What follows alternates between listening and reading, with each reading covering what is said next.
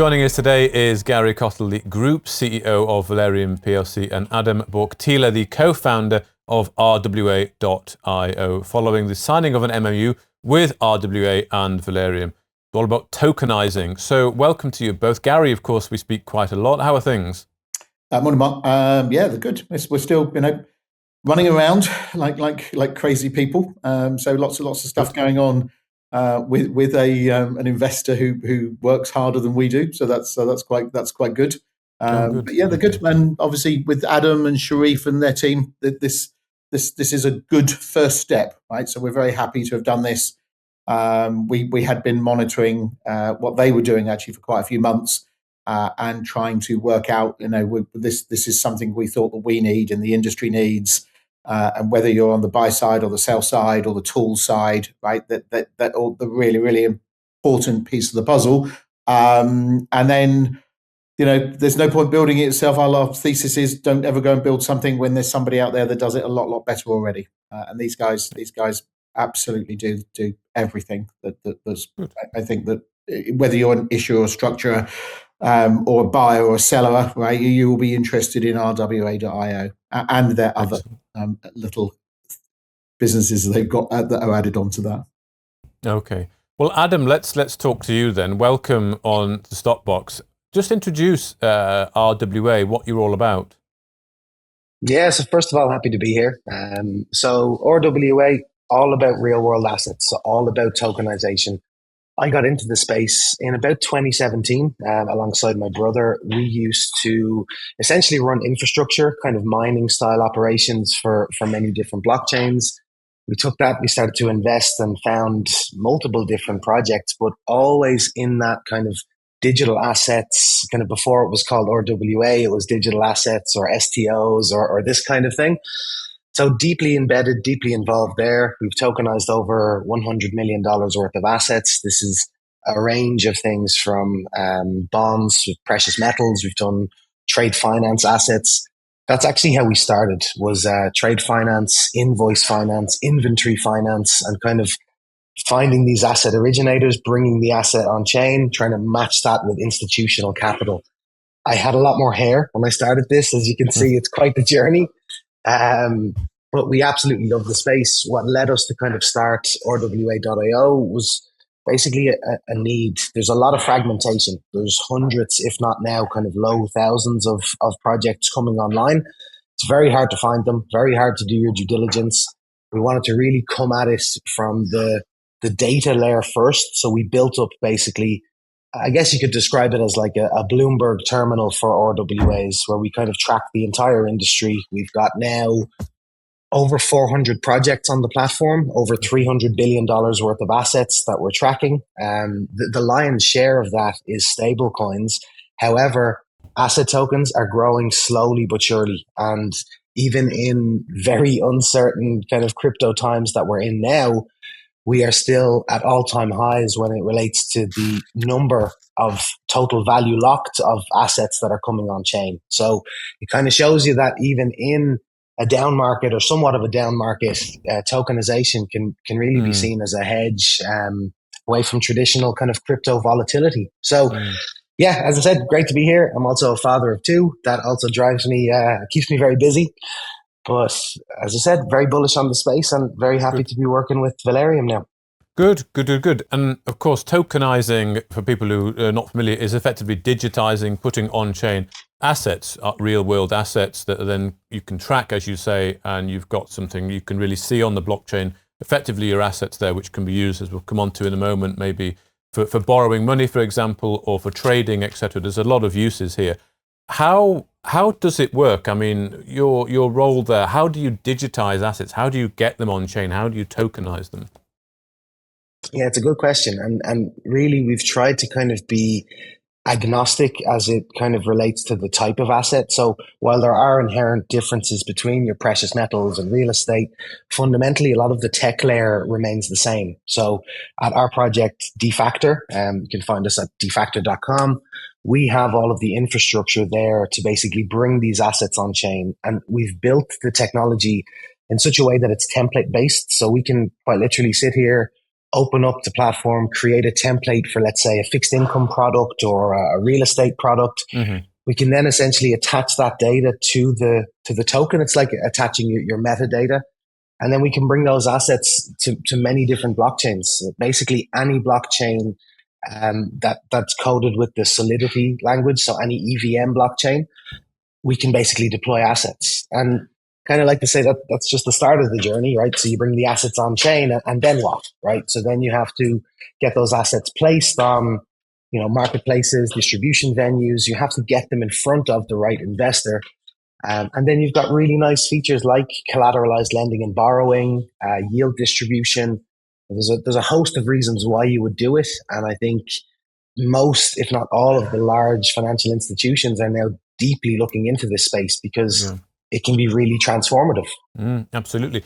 Give us a sense of the sort of companies, people, funds, etc., that you're working with. Yeah, it's kind of a mix. So as I mentioned, on the trade finance space, we've worked with some of the largest players in the space. So we've worked, for example, with Trade Finance Global, one of the biggest kind of non-bank trade finance providers. We've worked with projects like LinksCap, which essentially does real estate-backed bonds, kind of corporate bonds. We've done, as I said, precious metals. We launched kind of a tester to see how it would go, getting tokenized gold into the hands of people in developing countries. We've now got over 50,000 people holding those tokens. So it's still very early in the game, but thankfully we've got a lot of experience across an array of different asset classes. And that experience made us, and it's also not the successes, but the failures, made us kind of architect the tech in such a way that you don't have to be a crypto native or a degen, as they say, to be able to actually use the tech. We want to abstract away a lot of that complexity. Good. So just give us a sense, if you can, on how advanced the technology is. It sounds like the tech is, on the tokenizing side, is pretty much there, but maybe there's still some more work to do. You did mention about the sort of liquidity as well, and the market side of it, let's say the buy side of it. That presumably has to be built, right? Because this is a brand new, space effectively, for marketplace, for trading. So just give us a sense of where things are now and where things need to get to, and what perhaps you need to do to get there. Yeah, it's a great question, and to be honest, it's the $1 billion problem that people like Gary, myself, and others are trying to solve. We can get the supply side, and we've seen billions of dollars of these assets coming on chain, but how do you get the buy side? And really, it's about the quality of products and access. Who can actually find these products? Where can you find them? So again, part of the reason why we started RWA.io in the way that we did. But in terms of what stage it's at, excuse me, we have the technology available. So as I said, it's live, it's audited. We've tokenized many different assets on this side. We're now working on kind of deeply integrating that into RWA.io so that you can mint tokens, potentially issue them on multiple venues. Of course, we're working with Valereum now as well on this, because ultimately this is the goal. How do you get these assets in front of as many people as possible, both institution and retail? But I mean it when I say it is still early in the space, but it's growing every single day. Good. And just a question, could I, for example, go and start tokenizing some of my assets now? Is it as simple as that, or have we still got some work to do? I always like to say you can tokenize your cat if you want, but it doesn't mean someone's going to buy it. But yeah, absolutely. Like the tech is there. So okay. Maybe even on another session, we can do like a live kind of interactive where we can share a screen and kind of go in. And as I said, it's template based. So we can say, look, if you've got a piece of real estate, what is it? How does it work? Yeah. Now, there's, again, some nuances here. If you're tokenizing a piece of precious metal, etc., you're going to have licensed custodians. You're going to have people that are holding those physical assets. So it works well for financial assets when you can just assign lots of the contracts and basically all of the documentation, your PPM, etc. But when you've got a physical item, you've got a Ferrari that you want to tokenize, then custody becomes a challenge. Because where is that going to be held, and is it secure? Okay. Well, thank you very much, Adam. Gary, if I can just finish with you and get a comment as to, we've seen a lot of partnerships really, and things start to move quite quickly with Valereum, of course, since your announcement with the QGP there. What does this particular partnership mean for Valereum and, of course, your relationship there with QGP? Well, the two things that we didn't pick up on there, which we think are absolutely fundamental, which could really describes, number one, the interoperability of RWA.io. So it's a anything to anyone model, really. It's and that's one of their huge advantages that they've got. So Injective is a very good example, right? So we've announced a partnership with Injective. Injective you could already access via RWA.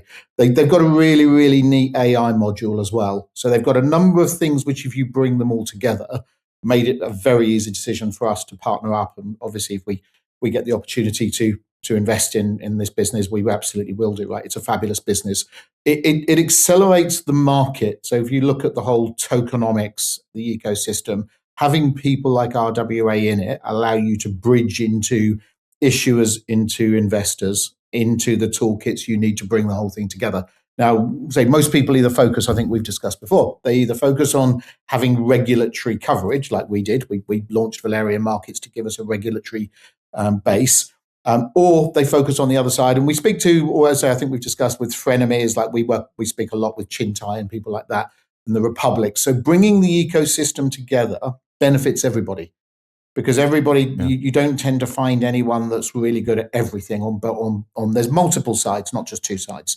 But we think that having RWA in that ecosystem is a massive advantage for the ecosystem, right? Because it helps bridge everybody into a venue, multiple venues, right? You've got dozens of blockchains and everybody's got their own different kind of variety and flavor. So we think it's just going to help us. It helps QGP. QGP, as we know, really invested in Valereum because they wanted to use it as a tokenizer or a tokenization platform to either buy other companies or invest into other things, to develop a tokenization framework for what they're bridging into what they're doing in the future, which is an expansion of their investor base and how they invest into this space. And this is just another one of the really valuable steps for us that allows us to kind of develop the ecosystem. We stopped developing technology when I turned up and said, look, we're going to basically leverage and utilize and work with the best in class people out there. And Adam and Sharif and their team, absolutely fabulous business. Well, thank you very much, both of you, Gary Cottle and Adam Bouktila, for joining us today. Thanks a lot, Mark. Thanks for having us on again. Thanks, Mark. If you enjoyed this interview, then give us a thumbs up, a like or a retweet.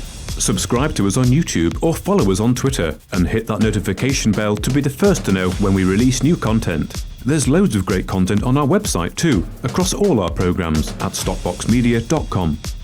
Thank you for watching.